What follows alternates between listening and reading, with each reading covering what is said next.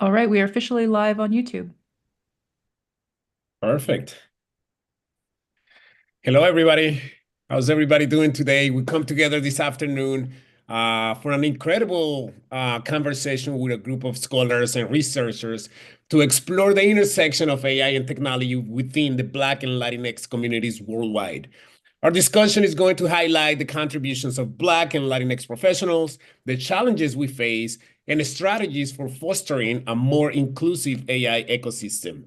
The goal today is to leave this conversation with actionable insights and strategies to drive meaningful change in AI and technology for everybody in the room and everybody that we can share this with. And I would like to start introducing our panel, our professionals that are here with us today. We have the amazing Miss Cristina Alves. She joins us from Ceará, Brazil. She's a law and government tech researcher at the Rio de Janeiro Institute of Technology and Society. She's also an active lawyer in her region and a postgraduate student in digital law at the State University of Rio de Janeiro. Thank you very much for being with us today. We also have the great Mr. Stefan Youngblood. He's a social impact entrepreneur, founder and CEO of Black AI think tank, HireBlack.com, and Black Metaverse. He's not new to these chats and discussions. He has been a keynote speaker multiple times at different conferences around the world. Great to have you. Thank you very much for your time, Stefan. And we also have the amazing Hernan Darío Benítez Restrepo. He's an outstanding thinker and AI researcher from Cali, Colombia. He's a machine learning engineer at AI Fund, an organization founded in 2017 by Mr. Andrew Ng, which main purpose is to solve big challenges using artificial intelligence. And on top of that, he is a professor at the Javeriana University of Cali, Colombia. Thank you very much, everybody, for being here today. That was a very brief introduction. So why don't you introduce yourselves and share a little more about who you are and what inspired you to work with AI and technology? Christina, would you like to start? Yeah, for sure. So thank you so much for the invitation, for being here. I love this community. I love what we do here. I love the space to have this kind of conversations because I feel like it's something that you would have helped me a lot when I was just starting out in this industry. So yeah, I don't know. Talking about myself, it's kind of weird. So I'll just say I'm a lawyer, yes, in essence, but also I feel like I've come a long way from just being a lawyer. I work with regulatory frameworks in general, and right now, in the last few years, especially trying to understand how to regulate AI, and if we need to regulate AI, how can we do in a way that can steer innovation, but also guarantee that people are safe. So yeah, I've been working with this for a long time now, which is something that I just realized a few months ago. Like, yeah, I've been doing this for like almost a decade now. So yeah, I feel like now I get to really understand myself as someone that has been researching this for a long time and trying to understand this. And I have like one or two things to say about the subject, this subject. So yeah, that's it. I'm gonna stop there. Thank you. Thank you. Perfect. What about you, Stefan? It's great to be here. So I'm in Durham, North Carolina.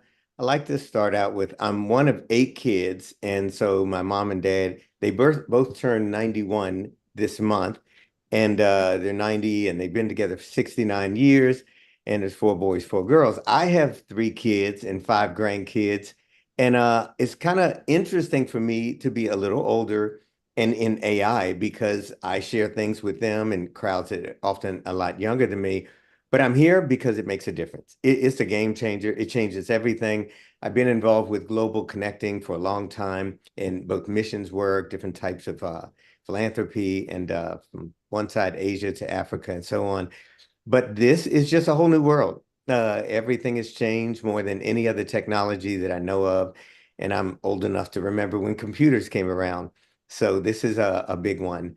And I'm really excited that y'all are talking about it. And I like that it's people from all over working together. It's very good. We're better together like this. So it's great to be here. Thank you. Thank you, Stefan. Hernan, welcome. Thank you, Yaro. Hi all. Yes, before joining AI Fund, I used to work as a professor at the Universidad Javeriana in Cali, Colombia. I work in the academy for 15 years, teaching and doing research on computer vision and machine learning. And for me, what attracted me to the ML and AI fields was the possibility of doing contributions in several fields in order to solve day-to-day problems that we have in our cities and also in our country. For instance, I had the privilege of working in a project funded by Microsoft in order to apply AI in the monitoring of the species in Brazil, and so that goal has motivated me to get into the AI world. And after this period in the academy, I decided to move into the industry and change my role from professor to engineer. And this has been a very nice change with a lot of learnings and lessons, of course. And I'm very excited to be on this side, applying all my knowledge and skills in order to build startups whose business models are based on AI technologies and have huge potential to benefit the humanity in general. Perfect. Very interesting.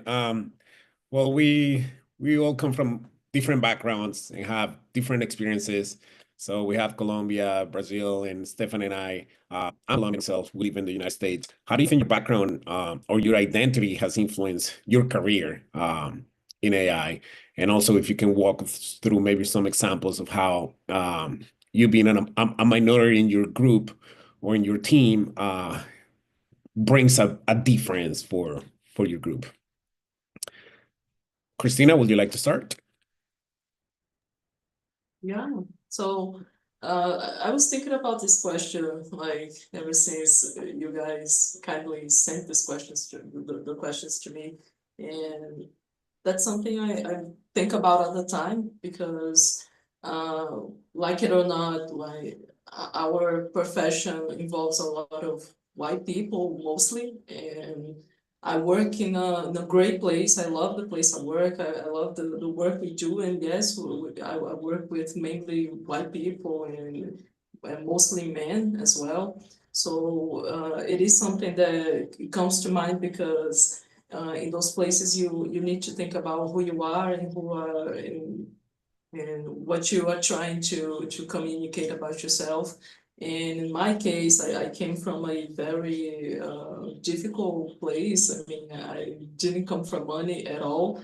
And so my background is about having a family that was very hardworking and very striving people that like my mom and my dad always said to me, like, the only thing I have to give you is like education. So yeah, we didn't have anything else other than this idea that we needed to grow in life through studying, through education and all of that. So to me, this always made sense. I mean, I started to read when I was like 4 years old, and because of my dad was a very traveled person, and so he got to meet a lot of people and talk to a lot of people and see everything. So he always talked to me about like the world and what can you do. And also between all of this, my dad was like a truck driver for most of his life, and so the other side of this is this idea that he was like an engineer, like even though he didn't have like a major, but he was an engineer. So I grew up seeing my dad like building almost robots and tools to fix things in the house and all of this. So And so technology kind of came to me as something that I grew up like seeing someone develop this thing around me. And even though it didn't came from like a scientific place or like a academic place, but it was science, it was technology in its own way. So now, cut to many years later, I was thinking like I need to go to college, I need to do something, and I just went to law school, and I was like 70 years old, so I didn't really think about it. It just made sense to me for some reason.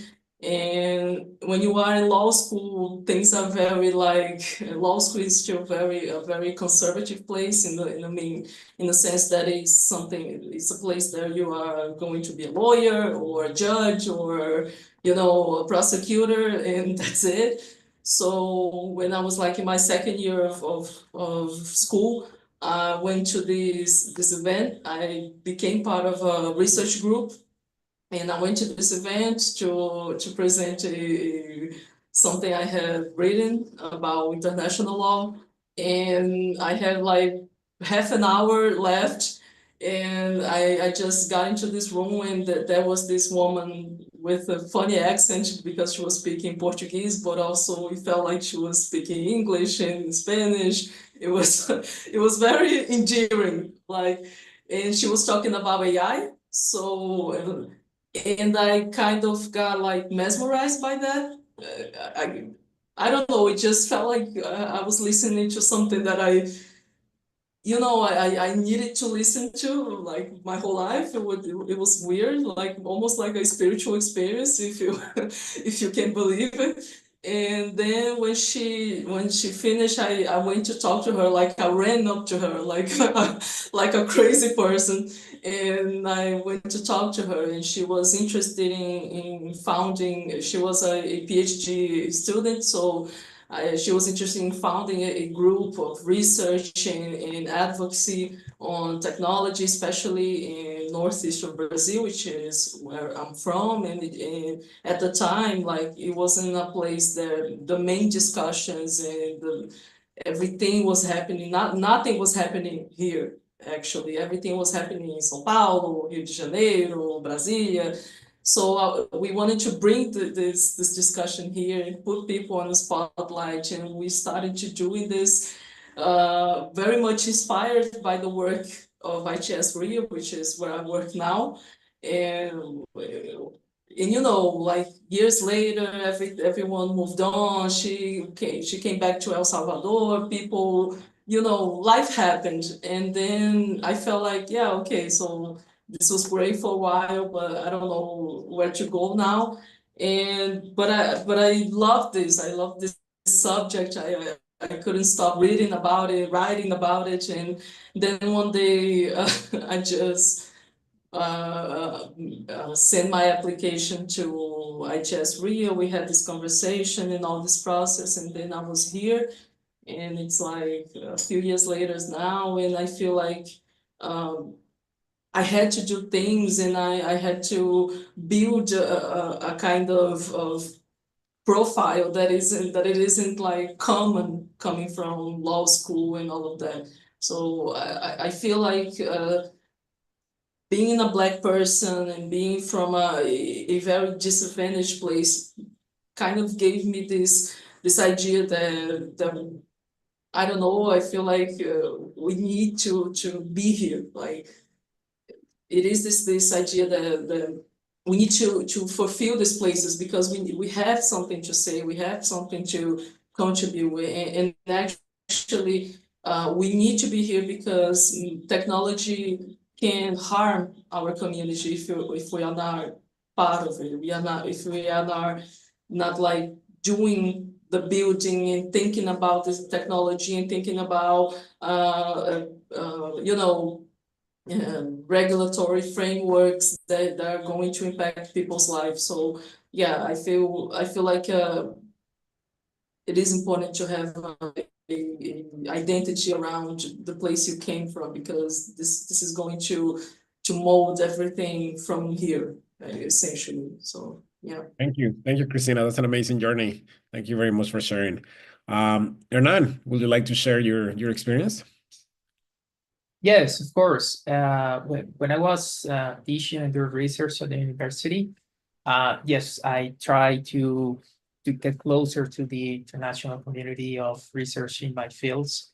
So I try to bring my own views that were influenced and conditioned, of course, by the situation of my country, which is a very rich country in biodiversity, but also we have great issues in at the social and economical levels.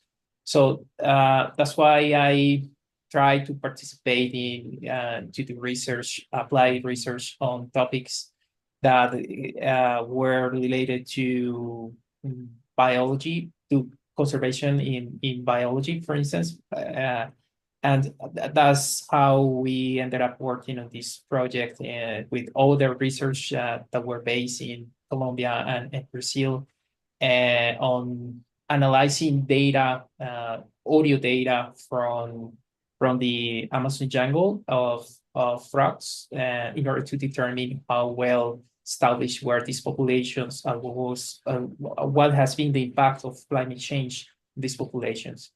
So that's one example in which I try to bring my background and interests based on my identity into my work.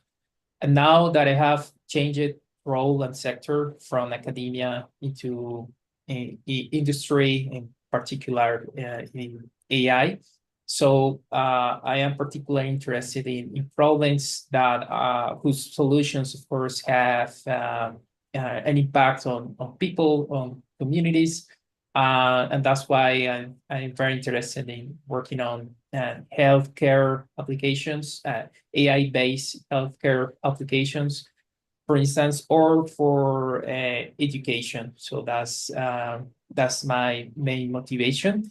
And what brought me into the field of AI and machine learning so many years ago was the potential of doing relevant contributions, not only for my professional career, but also for the community in which I live.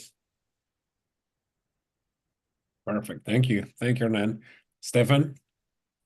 Yeah, so I'm a trained musician, graduated from a conservatory, traveled around the globe doing a lot of types of work. And I went from keyboard and then they became synthesizers. And a synthesizer kind of makes up a sound. It sounds like something else.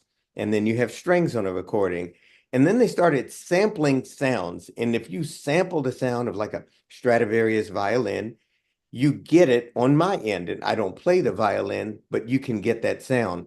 And it was a natural progression for me to understand that if you can sample these things and make them come alive, like, wow, I didn't realize I could have a whole orchestra play with me.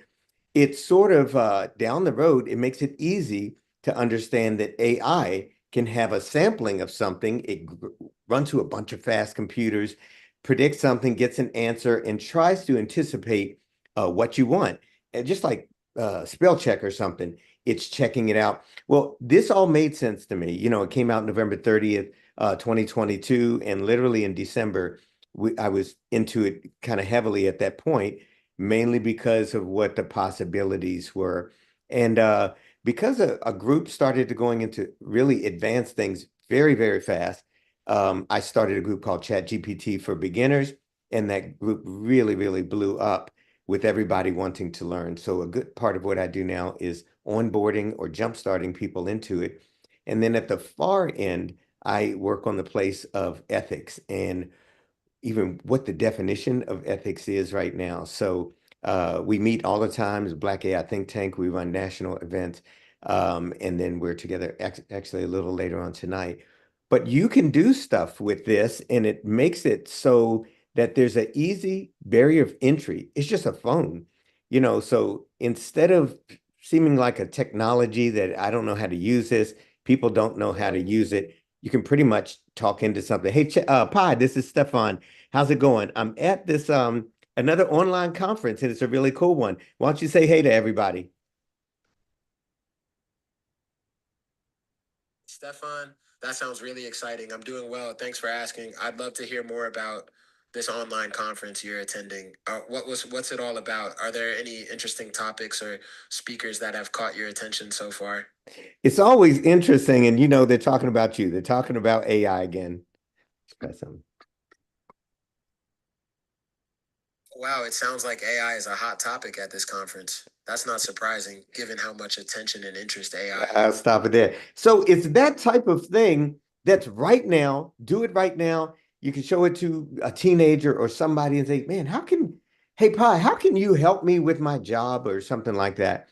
So it's that type of immediate access that we have to technology so there you go. I'll stop there. No, that's amazing. That is amazing. Prior to starting this chat, Stefan, you were saying that no one can be an expert in this type of technologies because they're evolving so rapidly, right? By the time you think you're catching up, it has morphed into something different, and it moves a lot more faster, right? It accelerates at a faster Very rate. fast. Yeah. And right now you're having a live conversation with an AI chatbot, right? But there's so many things, so many exciting developments happening. What are some of the most exciting developments that you see in your respective fields? Stefan, you can start. Okay. So when it comes to jobs, I know this is going to change the entire nature of how work is done in the future. But the potential for us to find new ways of doing things in our work, whether it's with spreadsheets or documents or in economics or finance, this works through things in a whole different way. And this is the thing, it sort of works in synergy with us. So if I wanted to right now, I could turn my desktop on. So an AI is looking at it and working with me. So we should do blankety blank, and it's talking with you at the same time. So the careers that are ending up in work where people value these kind of tools, they're the ones that I think we need to be preparing for. And that's some of what we do ongoing training for and things like that. But it's pushing the edge of education. It's pushing the edge of health right now. And we as a people, honestly, if we don't sort of force our way into this unless we do that, we'll be left out and we won't have a foundational voice in the shaping of it. And we have to be in at this foundational level. Got it. Hernan, what do you think? What are some of the most exciting developments that you see in your field? Oh, yes. By the way, I've been reviewing some papers for the Bash newsletter that we have in deep learning. And what I have realized is that the AI is doing a great impact on scientific discovery. What I mean is that the methodology that has been used so far across centuries in order to progress in scientific discovery is being transformed by AI, because now, for instance, with agentic workflows, you can create a crew of scientists that can carry out very specific tasks in order to generate new hypotheses, to do experiments, to write technical reports, and also in a more fundamental level.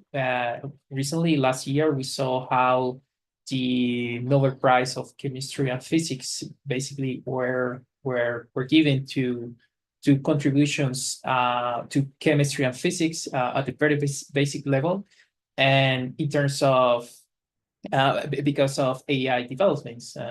So for me, that's very exciting that AI is transforming how scientific discovery is undertaken. Christina?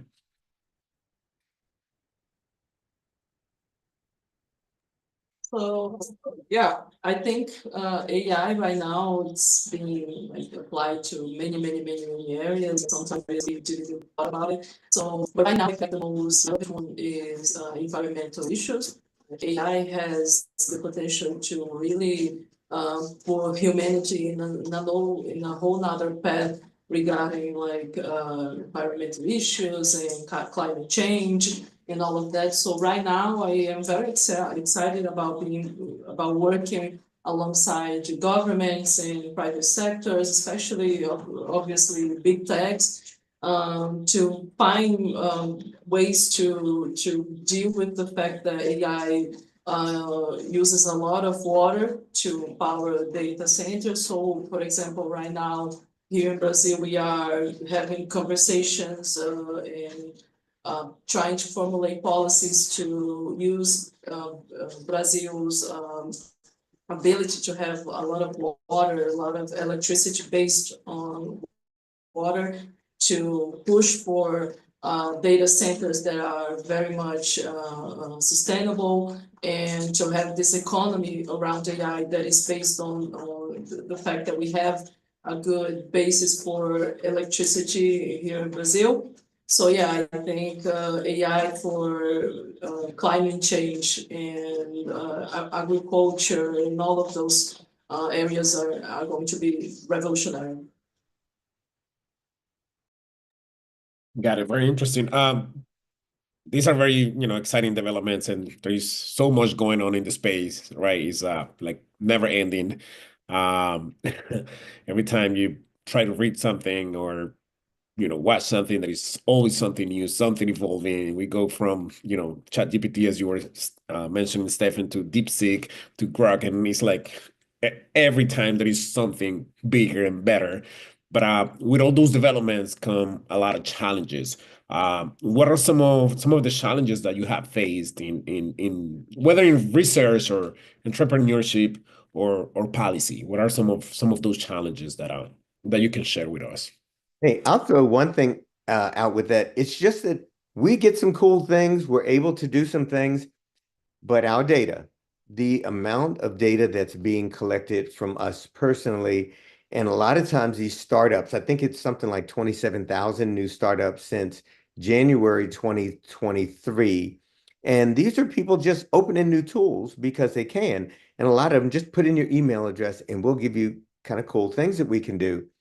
However, they'll say that we're not selling your information, but we might give it to a third party in order to make this project better, serve you better. But it's a really tough one right now. And I'm just saying that the exchange of data and information, AIs and the companies are getting way more about us than we are in this equation of what we get back from it. So I have a lot of concern about that. And one of my big things right now is just mental health. We've never dealt with something that's this smart and that can think along the lines of what we can do so conversationally. And y'all, it's if you really get into it right now, it's off the chain of the type of interaction you can have. So just know that I don't think our brain initially was prepared for these type of things. So this inundation of information, we have to both be stewards of our own time. And when we're teaching it to people, just know that there's something bigger than we just think of, bigger than just talking to a phone that's going on here. That the mental health and the wellness are something big. Yeah, that is correct. Is quite scary. It can be scary depending how you approach it. So data, mental health, those are two big ones. Hernan, would you like to add another one? Some challenges that you face on a daily basis, or maybe not daily, but some challenges that you guys face in your projects. Yes, I have to connect with Stefan's idea of data, but the problem that I have experimented is not only related to the quantity of data, but with the quality of data. So we have found that even though there are vast amounts of data, most of them lacks like structure, quality. So most of the times in our projects, I think I would say that 50 or 60% of the time is spending in trying to not only to digest, but also to extract, to preprocess, to filter all this data. And in many domains, especially in those domains that are relevant for our reality, let's say if we talk about conservation of species, and we don't have data at all. And so that's a challenge. I mean, because we could have vast amount of data in some fields, in some domains, but in other fields that are closely related to our realities, it is missing. And by the way, one example is the LLMs, these big ones, LLMs, are not trained well enough on languages of minorities. So, of course, English, French, Spanish, we have a large corpus of data. But if you go into language of minorities, for instance, in Brazil or in Colombia, indigenous or minorities, we don't have enough data in order to train or to fine tune and even small LLM. So that's one of my main concerns every day. Perfect. Thank you, Hernana. Christina, would you like to share what are some of the challenges that you face? Yeah, I feel like one big thing is lack of consensus. But based on like a basic ignorance about how technology works for different parties. So when you are trying to understand and formulate a policy around any number of technologies, so if you're talking about AI or if you're talking about platform regulation, you are trying to basically to translate language, which is sometimes very scientific and mathematic, language of how this thing works and how this thing can impact society as a whole. And sometimes this is very hard. It is hard to find common ground between politicians and private sector and third sector. So I feel like a major part of my job is trying to make these people sit at a table and have a conversation and make them understand each other, which isn't always easy. And we do sometimes find like a lack of willingness to listen to the other person, to the other sector, because right now in Brazil we have people around the world have been like talking about like all these big judicial decisions that impact major platforms here in Brazil.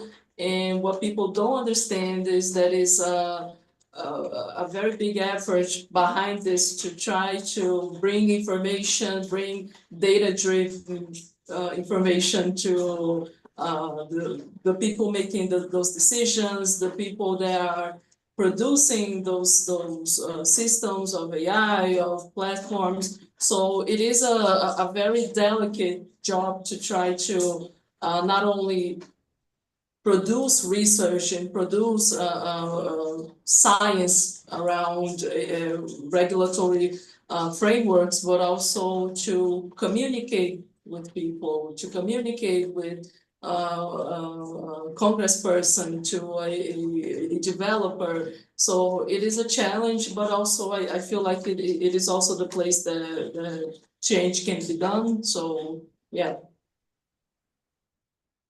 Thank you. Thank you very much. Definitely data is one of those challenges that are the main front, right? But there's many others. I, I, I, I think that a lot of it has to do with when it comes to some of these models, the data that these models are being fed with can be unstructured or biased, right? Or the quality of it is not up to par, as Hernan was saying. And a lot of it has to do with the lack of diversity in certain teams that are training these models. Christina, your experience is you are a Black woman, and sometimes you're the only Black woman in certain teams. For a lot of us, is the same experience, correct? So what do you think are the biggest barriers to diversity in AI today? Hernando, would you like to start this time? Yes, I think that from one side, it has to do with the lack of regulations that could, for instance, improve the quality of education for all the people, for all backgrounds. Because I think that in Colombia and other Latin American countries, we have inequalities in terms of the quality of education received by underserved communities and the rest of the population. So I think that by improving education, to have a good public education for everyone, independent to gender, ethnicity, that's going to provide tools for everyone in order to learn new things, to progress, to thrive. And once we have that, I think that we will have an equalizer that would allow us to improve access in these job markets related to machine learning and AI. Perfect. Education. Stefan, what do you think? Can you phrase the question a different way? Yes, absolutely. I mean, there are many challenges that we're facing in AI today. One of them is diversity, the lack of diversity in not only government but companies, research teams. So how or what do you think we can do to make AI more diverse today? So I will tell you that I met with the National Science Foundation out at UCLA a few, months ago right now, and I said to one of them that it feels like we're sort of outside of this information, this company, let's just say, in there, and there's a moat in between, and there's this really high brick wall, and they throw something over to us, and then what we do is try it out, we test it, and we send them something back. Hey, we think this, you need to blankety blank. That kind of model's not going to work because we're not on the inside really having a voice. We're sort of a voice on the outside. I think we have to see the opportunities we have with some of these language models that we can build our own. You can build something for your company right now that's very distinct for your company. You can do it for a project you have. I don't think this is my viewpoint, that we're ever going to be able to detach from some of the large models. I think some of that ship has sailed, but we have to stay in this with making our voice known. And, I think this is going to be a battle. I'm in the United States, as you said, and a lot of things are changing right now. I think it's going to be a daily battle. And for those of us who are in leadership, really looking for those places where our voice, it's going to be heard. We have to just put it that way. Yeah. Got it. Thank you very much, Stefan. Christina? Yeah, so I agree with Hernan, which is education. Education is the basis of resolving the inequality issue, and it's not only about AI, I mean, pretty much anything. But also, I think adding to what he said, it is important to focus on the quality of education. I tell you this, I'm pretty sure that most of the people that I went to college with that became lawyers or work around the judicial system right now, they mostly have like some postgraduate course in data protection. And because around like 5 or 6 years ago, we became like a thing of courses about the subject because we had like the approval of our own data protection law here in Brazil. So it became like the hot topic of the moment to study data protection and privacy and all of that. But I'll tell you this, most of these people cannot work with data protection. And not because they can't, like in a ability level, no. It's just because what they learned, it isn't reality, it isn't the thing that we actually need in this field. So when we go to talk about AI, which is something which is a topic that is hot right now, just like data protection was hot like 5 years ago. And so again, we go through this movement of many people talking about this and telling you that you're gonna become like this expert in AI in like 6 months, and you know. So I feel like it is important to people, for especially for Black people and people from marginalized communities, to see the reality and to find like education that can really help you, that can really make you a good professional and also make you a multitask professional. But you cannot like just do one thing or learn about one thing and feel like you can do this, because like you said, this thing is changing all the time. There's new models every day. There's new ideas of regulations and policies, and how countries, how economies in different countries can impact markets and all of that. So um, it is something that I think about, because right now I feel, as many times I am the only Black person in the room. And so I feel like I'm having access to like this privileged information, which shouldn't be privileged at all. So yeah, I think, and it's something that I try to bring to my work, because I also teach some classes on the subject. So I try to make people aware of the resources that can make you an actual professional, that can make you someone that can really work with this and impact this field. Yeah, definitely. Well, education is a big one, and especially when we talk about something that is always moving. It's not a fixed target, and it will never be. How do you think? I mean, can you give me some actionable steps, perhaps, that Black and Latinx communities can work together to amplify our voices uh, in AI today, but also perhaps when it comes to education and learning, maybe some steps of how do you guys approach your personal learning, right? And it can be your strategy or some ideas that you may have about how to approach education for whoever is starting or whoever is lost in this ocean of information. And feel free to share any resources or books or podcasts or anything that can help our listeners kind of like get a better idea on how to stay on top of all these developments. Stefan? And yeah, let me throw this out there.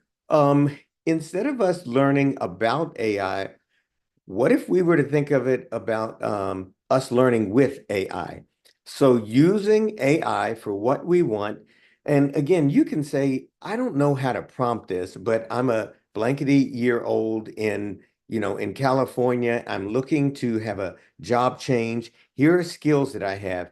Can you help me with courses that I might look at in order to skill up for new jobs or whatever that may be?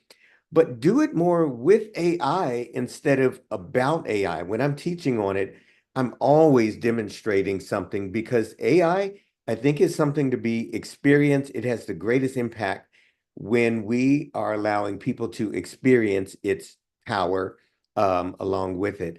So whatever that area may be that we want to teach or help or mentor, I would take it to AI, something like Perplexity. Perplexity.ai is a great language model that helps you. It's like a Google on steroids that cites everything for you. And I use that often, as well as you might want to look at Gamma.app. I don't get anything from these companies, but as far as a tool, it's very helpful when you're looking to learn more about PowerPoints and putting together websites that might help you. Those are two tools. Beautiful. Thank you very much. Hernan? Oh yes, from my side, what I try to do is to read papers published by the research divisions of big companies such as Meta or Google or Microsoft, and also from papers published from universities. Also, I take courses online courses from Coursera or Deep Learning AI, and I also read from textbooks that are related to AI engineering or to the how to do LLOps, for instance, or MLOps. So I try to combine several sources of information, and also, of course, to have a direct interaction with colleagues. Sometimes in conferences, I try to go each year to the NeurIPS conference. And in Colombia, we have a PyCon conference, so I try to attend those conferences in order to stay up date and with directly with my colleagues. That's what I try to do in order to stay update of what is going on in AI. Although, as you say, Yaro, this is almost mission impossible, but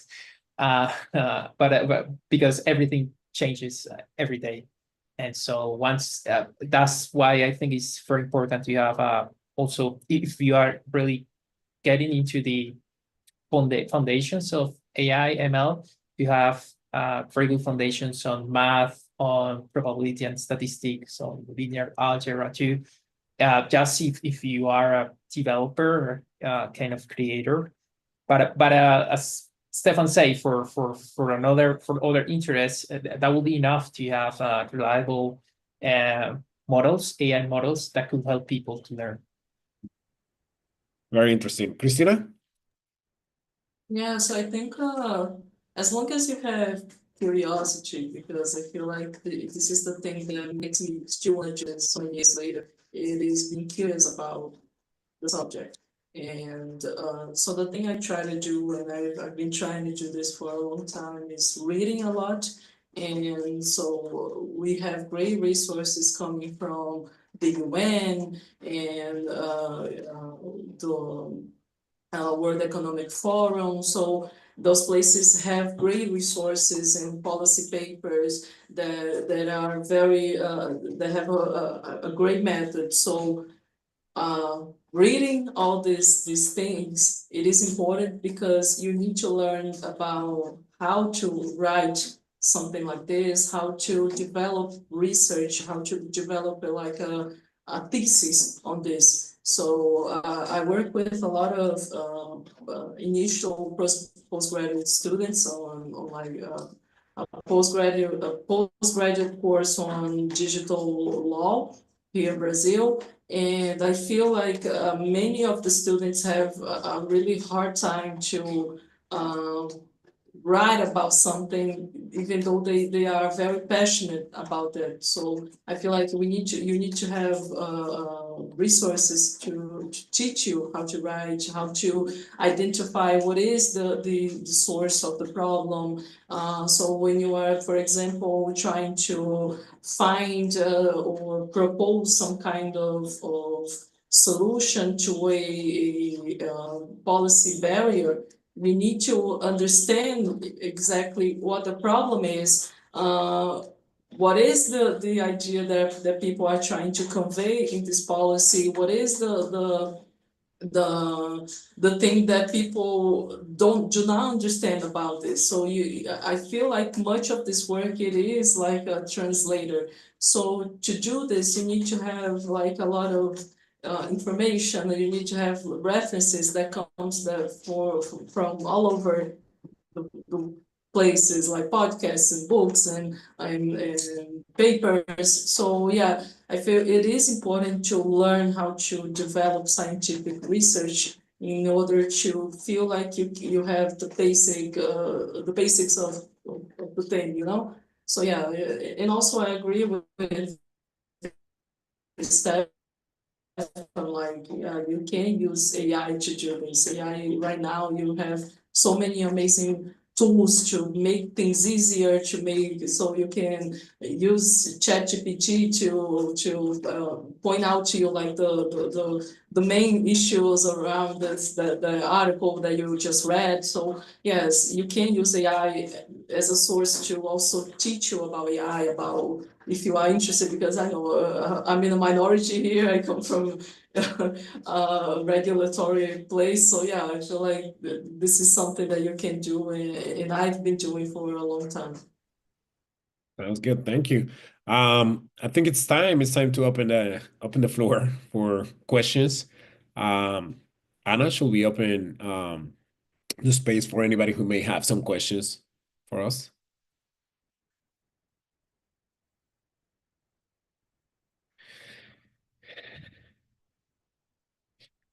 If we don't have any questions, I have a lot more questions. But if anybody out there wants to interrupt and ask a question, please feel free. Christina, you mentioned a few minutes ago, you were sharing your experience. You were in law school, if I'm not mistaken, and then you stumble upon this conversation about AI, and you saw this lady talking about it, and it kind of was like a complete, change for you, right? Um, my question for all of you, just thinking of that particular experience, is if you were to go back in time prior to starting your journey in AI and technology, what will you do different? What would you advise somebody who's barely getting started and is at that point, like Christina shared, of like, started listening to these ladies talk about AI and all of a sudden everything changes. Hernan, you come from academia, now you're in industry. Like, take yourself back to that point and share with us what would you do different. Stefan, would you like to start? I would have invested in some of these companies that are exploding right now. I wish I could have known back then what I know now. You won't do us, man. Yeah. I mean, they've gone crazy. I really threw myself into this, and I threw myself also into bringing people along, and I'm pretty happy about that part. I think, you know what? I would have probably looked for more certifications. So those are everywhere. Someone mentioned Coursera, MIT is doing it, Stanford has it, a lot of schools. Those certifications carry weight right now. And for people who might not be engaging in master's or doctorate degrees, but want to know enough that might take them to the next level or past that, certifications, I think I would spend some time on that. Sounds good. I've done a couple of those myself, and they help. They definitely help. Especially you get to meet some other people. So they also work as networking platforms. Hernan?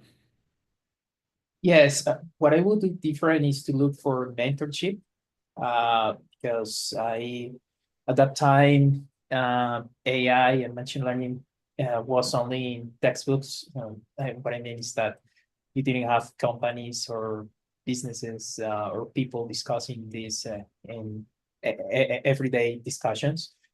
And so I think that to look for mentorship for a network of experts or people who are interested in nurturing my career or my professional life experience, that would have been very relevant at that moment. Of course, it still is. I think that one is learning every day of his life, dependently if one is 70 or 80 or 20 years old. And yes, that's what I have done different, to look for mentors. Got it. Thank you. Christina?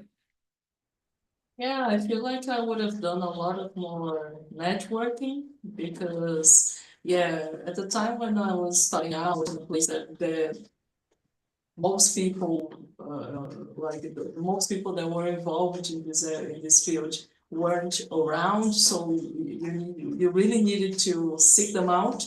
So I feel like I spent a lot of time like doing my part, like reading and studying and researching. But yeah, I feel like right now, knowing most of those people here in Brazil and I feel other places, I feel like it would have been good to have conversations with people that have been around for some time and people that can talk about like fellowships and opportunities for partnerships and things like that can really make you go a mile. So yeah, I would have done a lot of more networking. Yes, definitely. we're still open for questions if anybody wants to ask any questions. But also, you guys, if you have anything else that you would like to share that I didn't ask, please, go right ahead. You're muted, Stefan. I think you want to share something, but I believe you're muted. Yes, there you go. You got me? Yes. All right. Very fascinating experiment somebody did with one of the language models because Microsoft came out and shared a product they're working on. It's this new small quantum. I think they said we might be at the place of quantum, within 5 years. And somebody was asking a language model just how much it's growing right now. And it said this, that basically it's at an exponential leap and not a linear progression. So in 12 hours of human time, it equates its intellectual growth to 5 to 10 years. And that is AI growing that much in a matter of 12 years. And if connected to a quantum computer, this could increase to 50 to 100 years in the same period of that 12 hours. Wow, that's amazing. That's amazing, but scary as well. So are we going to become obsolete, Stefan? No. Hey, I got to say this, y'all. We don't become obsolete because we have value. And I believe God made us to have value. So it's not us and nothingness out there. I think we have a creator. So. Absolutely. Well, you come from the music background, so you totally understand that. They kind of like that creativity. These panels, communicating. This is something that AI and quantum computers not going to be able to do, or maybe they will create their own panel discussions and and their own Zooms. But as of now, this is what adds value to us as humans. We have Roger with a question. He's asking, do you think that big tech are really striving to democratize AI, or this is only a discourse to avoid being regulated? Who would like to answer the question? It's also in the chat if you want to read it. Christina? Yeah, I think, regulated, so yeah, this is a question for me. So yeah, I feel like, this is what I was talking about before, like the challenge of translating information to different stakeholders. So we have this, right now we have this boom of DeepSeek, which came to stabilize the markets around AI and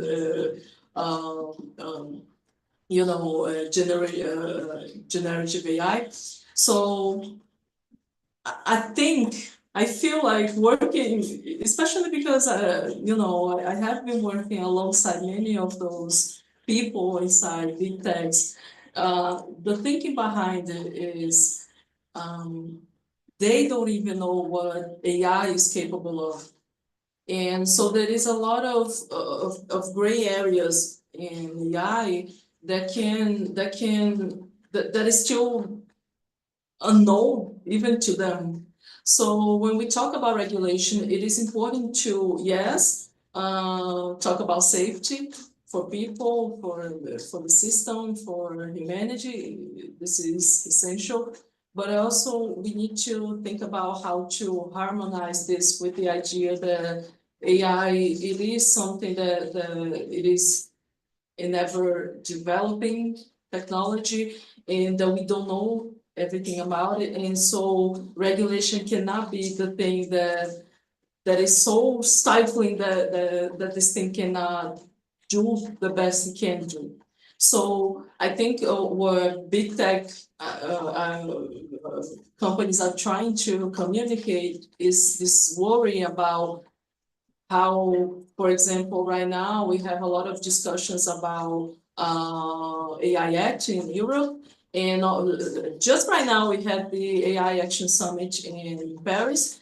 And France is a very interesting country, is a very interesting case study because France for sure is under AI Act because, they are part of the European bloc.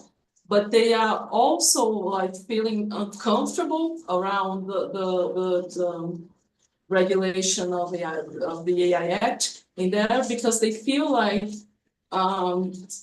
they don't know everything, and there's a lot of space to be conquered around this, especially for democracy, for the interests of governments, of governance of the people, of public service and all of that. So right now we feel like we're having this new wave of discussions about AI regulation, which is we are leaving safety to talk about security, which is a very a much more technical term and issue around this topic. So I feel like the discussion about democracy and how big tech thinks about it is something that we need to worry about constantly, like all the time. But also we need to understand that this technology is not all figured out. So we cannot assume that we can figure it out like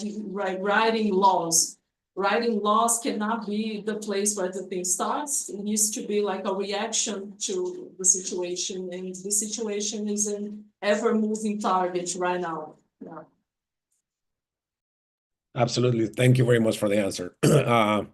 Roger, let us know if that answered your question, and if anybody else has a question. I don't think we have a lot of questions. Anybody would like to add anything to the chat? I actually have a quick question, because I understand that Stefan and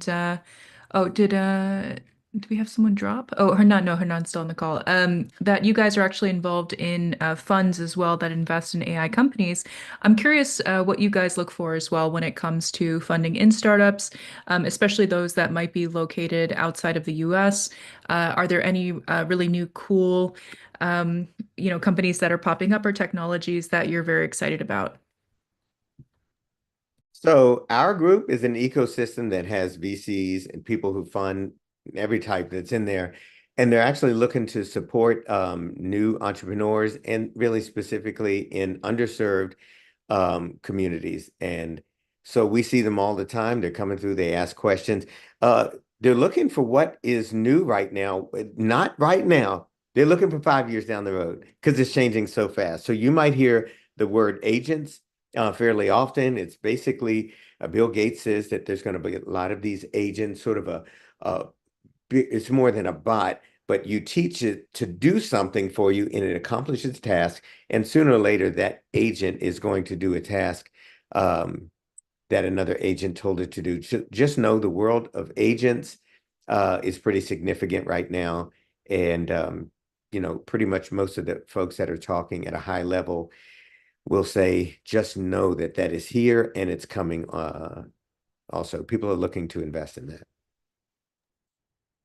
Yes, on the AI fund side, AI fund is a venture capital studio, and so it's also an ecosystem. And so far, we have in the portfolio almost 45 companies that have been funded, and the fund is very interested in applications that create benefits for communities or for society in general. For instance, I have found that a very interesting application that uses AI in order to analyze regulations that affects the importations or exportations of products into orphan countries. So now with this reality of the tariff war in the US with the rest of the world, that's very important, and for me is something very relevant.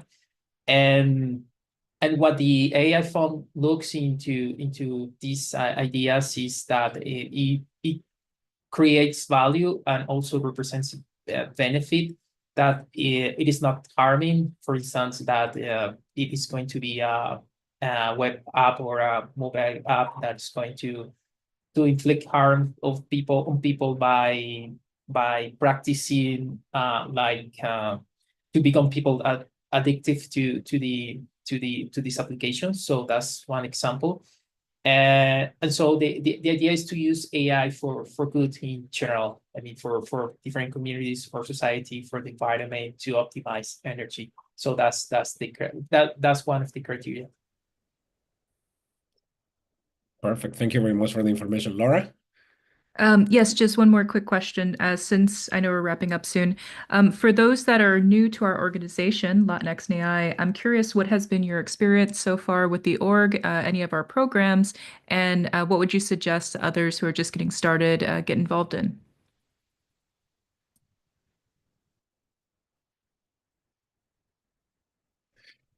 Uh, Well, I think what you guys are doing is definitely amazing. I think more conversations like this one, and maybe trying to prepare more in advance to try to have more people come on board. You know, the beauty of these conversations is that they stay online, so it's a great way to leave it out in the open. But I definitely believe that just kind of like gathering what I heard today, education, internships, conferences, as Stefan was saying, just participating, Coursera and those MOOCs. I think if LXAI and Blacks in AI and these groups can facilitate or help those that really want to learn more and be part of these groups, just with information, more invitations, I think that can definitely help a lot of the minority groups and minority kids out there that are really trying to get into the industry and learn more and are confused. You know, there's so much going on. We talk about regulation, we talk about data.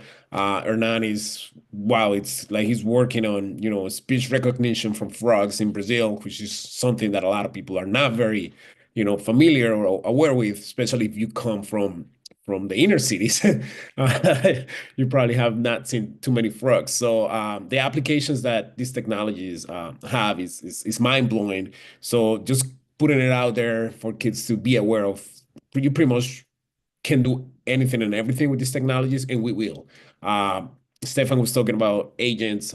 Agents are all over the place. You know, basically they can complete multiple tasks. They can work together as a group of agents to complete tasks. I was reading the book Nexus by Yuval. He's talking about how these agents can actually take over governments, and he really goes really, really far. But I feel that this type of information and education has to be spread to the communities and to the kids out there that are probably, online trying to, participate, but they don't really know how to start. Yeah, well, I want to throw one thing out there really quick. So when we think of helping one another, we talk about education. Oh, so we have these quarterly events called Black AI Literacy Days, and we also do a week-long one in the summer. So we had one planned for March 27th, and then I heard that there's a National AI Literacy Day. I think this is their second year doing it on the 28th.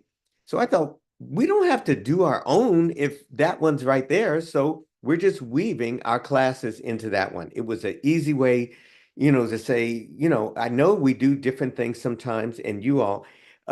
So when there's opportunity like this, I'm grateful that you invited us in.